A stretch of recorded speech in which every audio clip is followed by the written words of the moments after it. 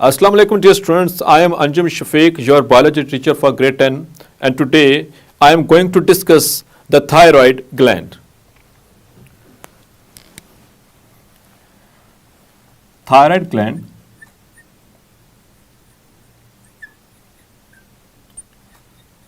Dear students, आप में से किस किस को पता है कि ये ग्लैंड कहाँ पर मौजूद है? डेफिनेटली आपको पता होगा डियर स्टूडेंट्स कि ये basically it is a gland which is present in the neck. और पहले हम इसकी थोड़ी सी एनाटमी को डिस्कस कर लें, इसकी लोकेशन के अतबार से बात करते हैं, फिर उसके बाद इसकी फंक्शनिंग की तरफ आते हैं। So it is a bilobed gland present in front of the neck. ये हमारे बिल्कुल यहाँ पर नेक के सामने वाले साइड पर मौजूद है। बाइलोब्ड है, इसके दो लोब्स हैं, एक लेफ्ट और एक राइट लोब।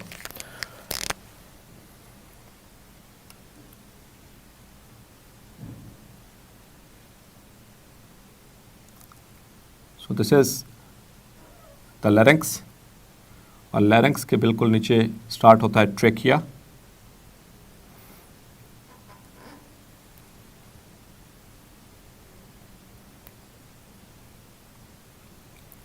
और डियर स्टूडेंट्स, आप देख रहे हैं ये मैं क्या ड्रॉ कर रहा हूँ। This is the C shape cartilages present in the trachea.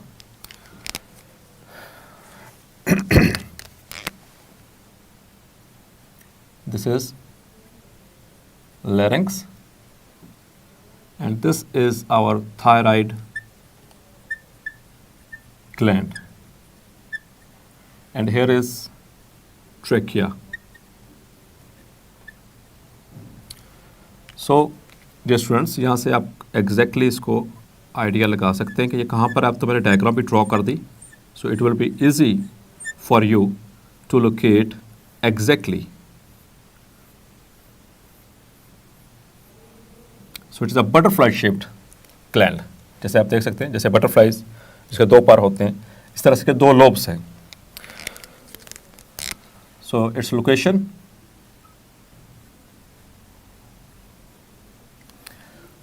तो ऊपर लैरिंक्स है, लैरिंक्स के बिल्कुल नीचे पड़ा हुआ है। So it lies below the larynx and in front of trachea. Yes, my dear students, trachea किसे कहते हैं? That is the wind pipe, हमारी हवा की नाली जिसके ज़रिए हम सांस लेते हैं। This is the wind pipe. और larynx को क्या कहते हैं dear students? It is a voice box. It is voice box. और आपको याद होगा हमने रेस्पिरेटरी सिस्टम में इसको डिस्कस किया था कि इसके अंदर मौजूद होते हैं द वोकल कॉर्ड्स, जिसमें फाइब्रस बैंड्स हैं, जिसमें जब air up and down consistently move कर रही है तो उसकी वाइब्रेशन से साउंड प्रोड्यूस होता है। तो ये बिल्कुल सामने डियर स्टूडेंट्स मौजूद है। यहाँ पर एक और आपको इंटरेस्टिंग इन्फॉर्मेशन देता चलो डियर स्टूडेंट्स के लैरिंक्स को it is also called as Adam's apple. और आमतौर पर आपने देखा होगा कि जो मेल्स होते हैं आफ्टर प्यूबर्टी, बलूगत के बाद, उनकी ये सामने वाली जो हड्डी है ये प्रोमिनेंट होना शुरू हो जाती है। इस तरह से ये चीज़ प्रोमिनेंट होना शुरू होती है। सो बेसिकली हमें फील ये हो रहा था जैसे कि ये बोन है, but it is not bone, it is basically the laryngeal prominence. जो लैरिंक्स है थोड़ा सा बड़ा होकर और ऐसे प्रोमिनेंट हो जाता है, सिर्फ मेल्स के अंदर आमतौर पर ऐसा होता है। So that is why it is called as Adam's apple also. अब आते हैं डियर स्टूडेंट्स इसकी शेप के ऊपर।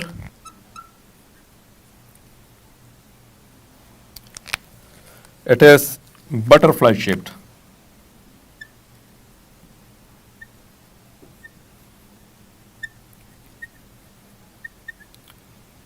gland and it is bilobed, means it have two lobes, left and right. Yes my dear students, अब आते हैं इसके बेसिक एंडोक्राइन फंक्शन के एतबार से। So hormones secreted bye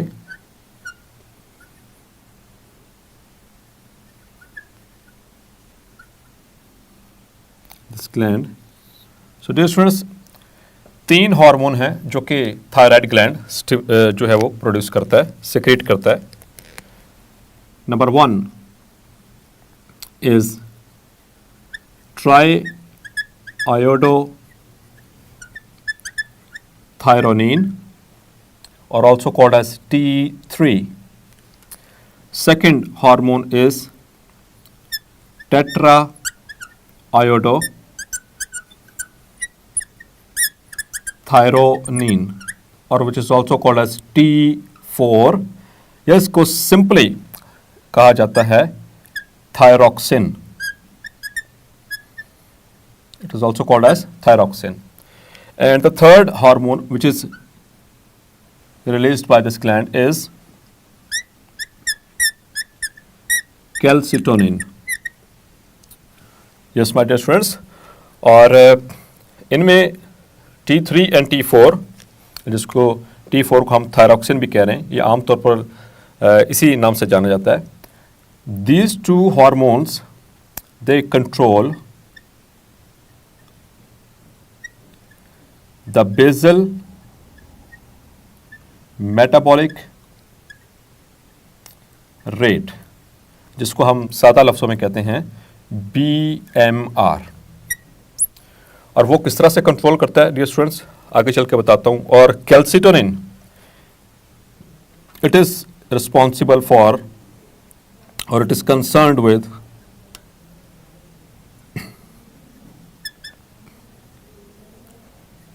calcium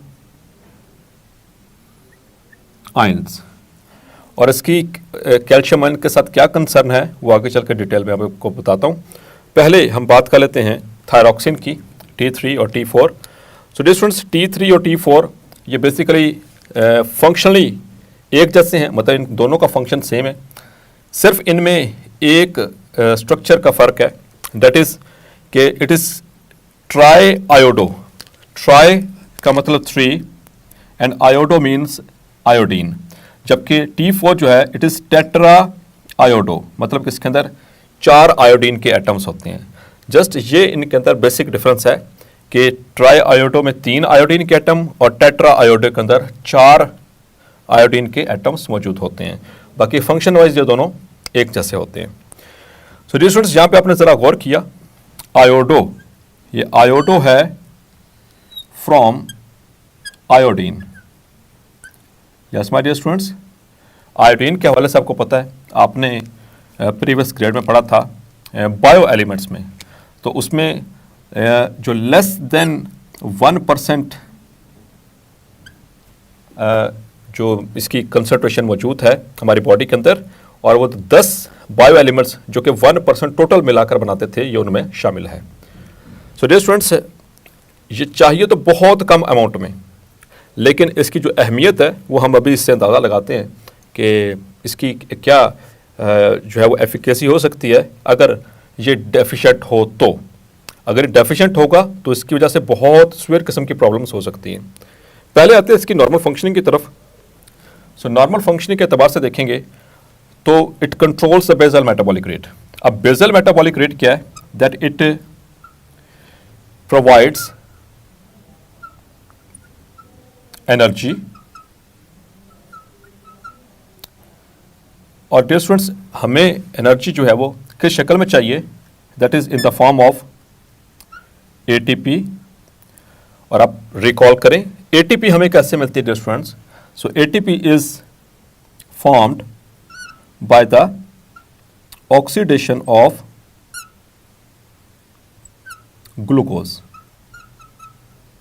yes my dear students, तो जब ग्लूकोज ऑक्सीडाइज होती है C6H12O6 plus oxygen, so it produces carbon dioxide plus water plus heat and plus ATP। Yes students, तो यहाँ पर बन रही है ATP। हम पहले भी इसको डिस्कस कर चुके हैं सेलुलर रेस्पिरेशन के अंदर। तो इन दोनों हार्मोन्स का यही काम है कि हमारी बॉडी के अंदर ATP को प्रोवाइड करते हैं। वैसे आमतौर पर जो बेसल मेटाबॉलिक रेट है, एट रेस्ट हमें जितने नंबर ऑफ ATP चाहिए होते हैं उसे कहा जाता है।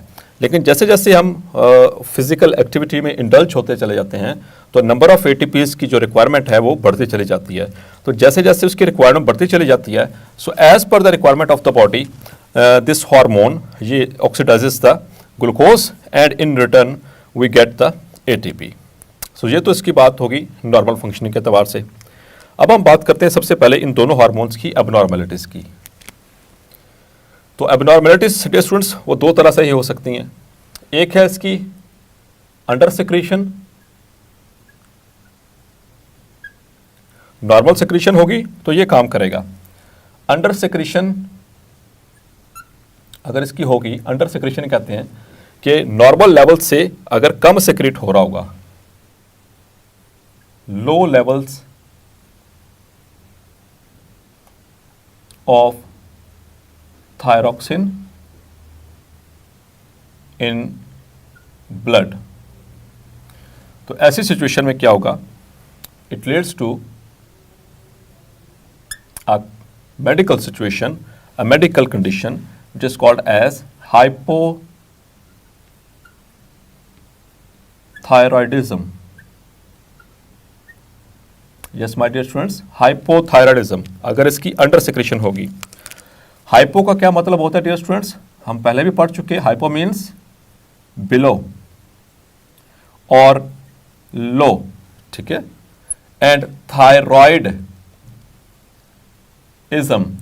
कि ऐसी कंडीशन जिसमें जो थायराइड हार्मोन्स हैं यानी T3 एंड T4 जिसको हम थायरॉक्सिन कह रहे हैं, they are secreted in the blood in below normal amount.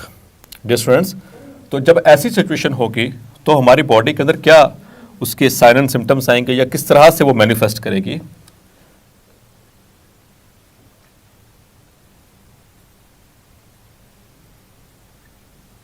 So it's manifestations कि ये किस तरह से मैनिफेस्ट होगी, यानी किस तरह से अपने आप को शो करेगी बॉडी के, the body suffering from hypothyroidism.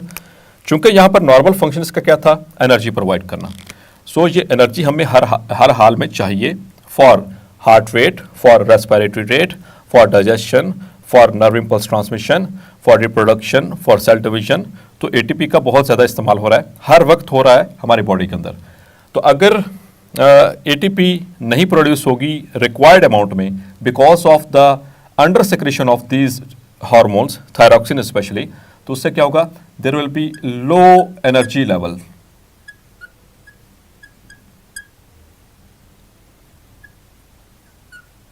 In the body.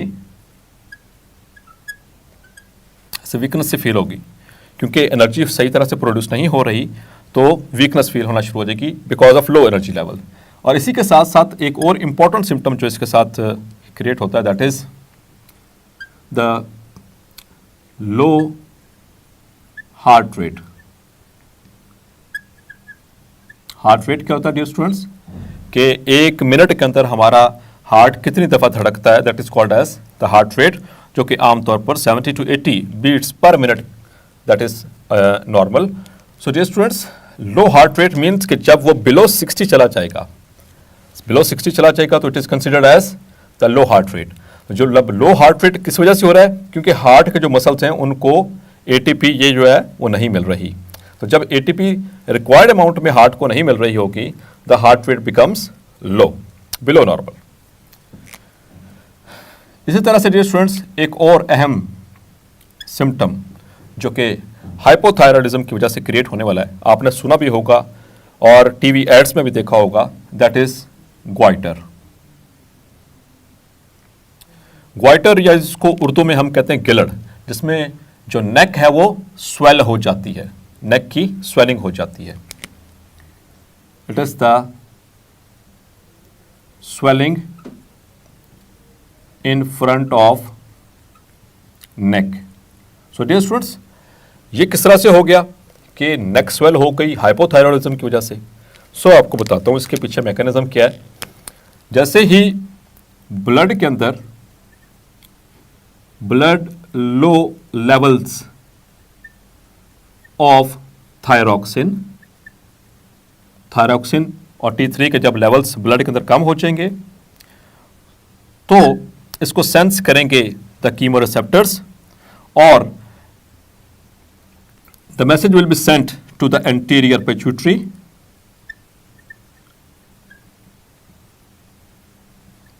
हमने एंटीरियर पिट्यूटरी में पढ़ा था डियर स्टूडेंट्स कि वहां से इस ग्लैंड का ट्रॉफिक हार्मोन रिलीज होता है। Yes dear students, that is thyroid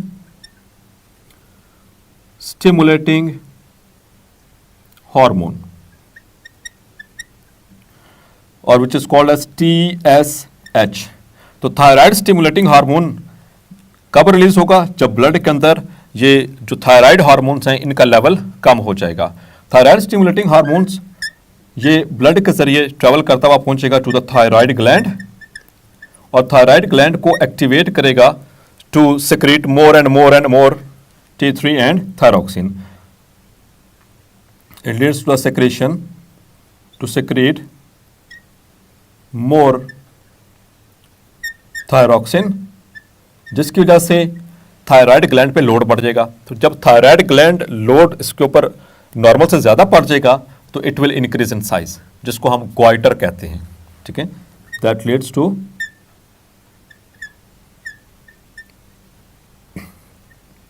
increase in the size of thyroid gland which is called as goiter.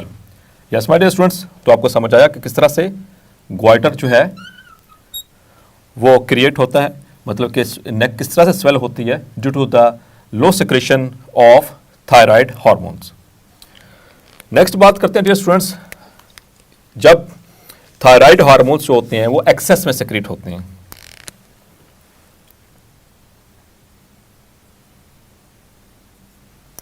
और that condition is called as hyperthyroidism. Hyper का मतलब इंक्रीज्ड, थायराइडिज्म मतलब कि the thyroid hormones. तो ये ऐसी situation है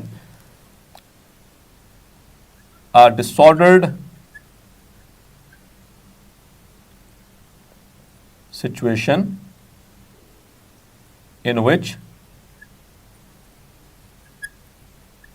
thyroid hormones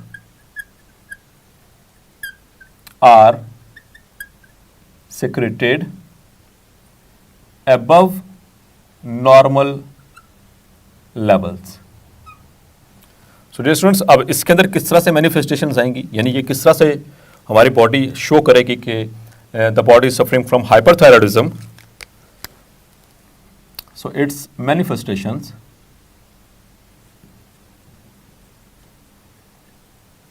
include, तो इसके बिल्कुल अपोजिट हो जाएंगी. यहां पर लो एनर्जी लेवल था तो यहां पर हाई एनर्जी. हाई एनर्जी मतलब कि यहां पर जो फूड की ऑक्सीडेशन है वो बहुत ज्यादा हो जाएगी. तो डियर स्टूडेंट्स, जब फूड की ऑक्सीडेशन बहुत ज्यादा हो रही है तो एटीपी भी ज्यादा प्रोड्यूस हो रही है. तो उस एटीपी, हाई एटीपी लेवल्स की वजह से the heart rate will be increased.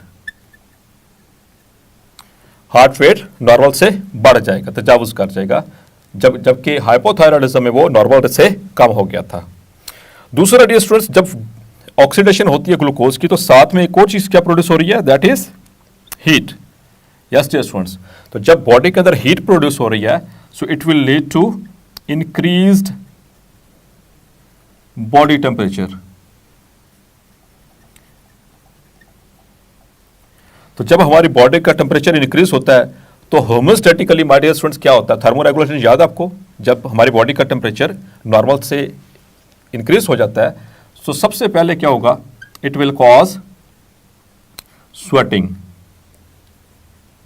अब यहां पर तो मुसलसल ऐसी कंडीशन आ रही है क्योंकि मुसलसल थायराइड के जो हार्मोन्स हैं वो अबव नॉर्मल लेवल हैं, तो हर वक्त ऑक्सीडेशन हो रही है फूड की, हार्ट रेट भी बढ़ा हुआ है और साथ में हीट भी प्रोड्यूस हो रही है। तो उस हीट को कवर अप करने के लिए हमारी बॉडी क्या करेगी, स्वेटिंग। डियर स्टूडेंट्स, एक इंटरेस्टिंग फैक्ट बताना चलूँ, जो हाइपरथायराइडिज्म के जो पेशेंट होते हैं उनको अगर आप दिसंबर या जनवरी यानी जब सख्त सर्दी होती है ऐसे हालात में भी इनसे हैंडशेक करेंगे तो ऐसा लगेगा जैसे अभी हाथ धो कर आए, मतलब इतना इनके हाथों पे पसीना होगा। इन लोगों को हाथों के ऊपर और पूरी बॉडी के ऊपर और इनके फीट के ऊपर स्पेशली बहुत पसीना आता है। उसकी रीज़न क्या है, क्योंकि इनके अंदर हीट की प्रोडक्शन बहुत ज़्यादा है। और हीट की प्रोडक्शन क्यों बहुत ज़्यादा, क्योंकि ग्लूकोज की ऑक्सीडेशन ज़्यादा हो रही है। और ग्लूकोज की ऑक्सीडेशन क्यों ज़्यादा हो रही है, क्योंकि ये thyroid hormones they are released in excess. और इस वजह से क्या होगा कि बॉडी फिर जब बॉडी का जो कोर टेम्परेचर है वो रेज करेगा तो बॉडी उसको नॉर्मलाइज करने के लिए यानी कि होमोस्टेटिकली मैकेनिज्म उसको बैलेंस करने के लिए थर्मो रेगुलेशन का प्रोसेस स्टार्ट करेगी। और थर्मो रेगुलेशन में आपको पता है डियर स्टूडेंट्स कि जब बॉडी टेम्परेचर हाई हो तो हीट लॉस मैकेनिज्म्स चलते हैं। और हीट लॉस मैकेनिज्म में जो सबसे पहला मैकेनिज्म चलता है दैट इज स्वेटिंग। हमें पसीना आना शुरू हो जाता है ताकि बॉडी के जो उनसे जिस पार्ट के ऊपर हीट प्रोड्यूस हो रही है वो उसका टेम्परेचर नॉर्मलाइज हो सके। और इसके साथ एक और इंपॉर्टेंट इसका सिम्टम है that is the shivering of hands. Specially ऐसे शख्स आमतौर पर आपने देखा होगा कि जब हम बुढ़ापे की उम्र को पहुंचते हैं तो तब जाकर कुछ लोगों में हाथ कांपना लग जाते हैं, there is the shivering of the hands. लेकिन डियर स्टूडेंट्स, ये यंग इंसान भी होगा, यंग पर्सन भी होगा, इफ़ ही और she suffering from a hyperthyroidism तो इसके हाथ ऐसे कांप रहे होंगे। Not still like this, still नहीं है बल्कि कांप रहे होंगे। और इसको जो चेक किया जाता है वो पेपर टेस्ट से किया जाता है। ऐसे शख्स के हाथ के ऊपर पेपर रखा जाता है और उसे कहा जाता है कि इसको स्टैंड स्टिल करो। तो जब वो, चूँकि हाइपरथायराइडिज्म का जो पेशेंट है उसमें ड्यू टू एक्सेस एनर्जी वो क्या करेगा, उसके हैंड्स ऐसे शिवर कर रहे होंगे तो पेपर जो है उसके ऊपर वाइब्रेशन स्टार्ट हो जाएंगी। तो इससे भी इसका पता चला जाता है। सो डियर स्टूडेंट्स, आपने देखा कि आयोडीन की कमी की वजह से किस तरह जो है ग्वाइटर हो सकता, और इससे हमारे जो हार्मोन्स हैं यानी थायरॉक्सिन, ये इनकी फॉर्मेशन में गड़बड़ हो सकती है और इससे हमारी बॉडी का जो बेसल मेटाबॉलिक रेट है वो डिस्टर्ब हो सकता है। होपफुली ये दोनों सिचुएशंस आपको समझ आ गई होंगी। मिलते हैं नेक्स्ट लेक्चर में। अंटिल देन अपना ख्याल रखिएगा। अल्लाह हाफिज़।